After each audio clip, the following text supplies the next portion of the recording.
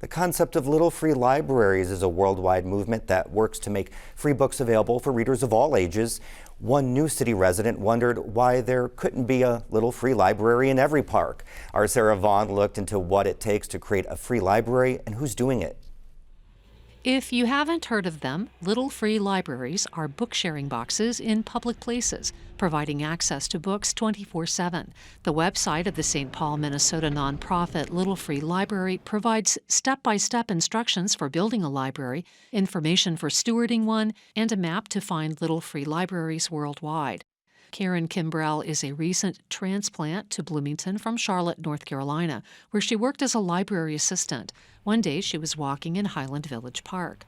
And I thought that's where you put little free libraries, is right where the kids are, because we know so many kids that don't have access to books at home, and there's a lot, that it can really be very telling for their future schooling and employment, really. In fact, she thinks every local park would benefit from having free access to books for all ages. Some Bloomington city parks do have an official Little Free Library. For example, there's one in Bryan Park with a Little Free Pantry attached. But the Parks Department simply doesn't have the funds to place libraries in every city park, according to its Community Relations Manager, Julie Ramey.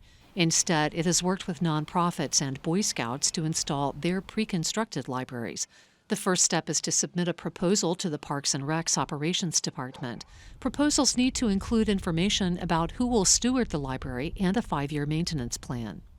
The organization Friends of the Monroe County Public Library spearheaded the placement of many little free libraries in the city and the county, including at Will Detmer Park.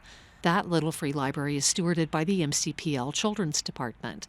But you don't have to go through the Little Free Library nonprofit to establish one. Retired teacher Abby Seifers says she's always wanted kids to have books in their hands. While she was teaching, she noticed books available at school weren't necessarily available for kids to take home. So she created her own stash with multiple copies in case some didn't come back to her.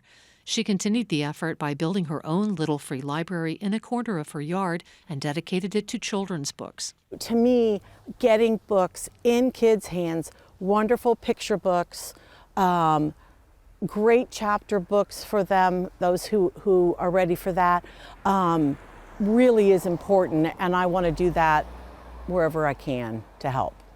She stocks it with books she knows from experience kids will like, as well as some of her personal favorites.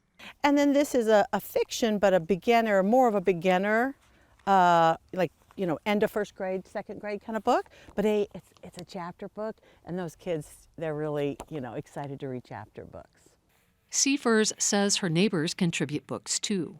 And sometimes I'll see them, they'll say, "Oh, I see the box is getting kind of low. I'm going to go through our stash." I'm like, yay. Because you want to get people involved, Over the holidays, Seifers and her husband roamed the city, donating books to local little free libraries that needed plumping up. Kimbrel has an inner book fairy as well. I used to do that in Charlotte, buy them at the book sale and then sprinkle them around the neighborhood.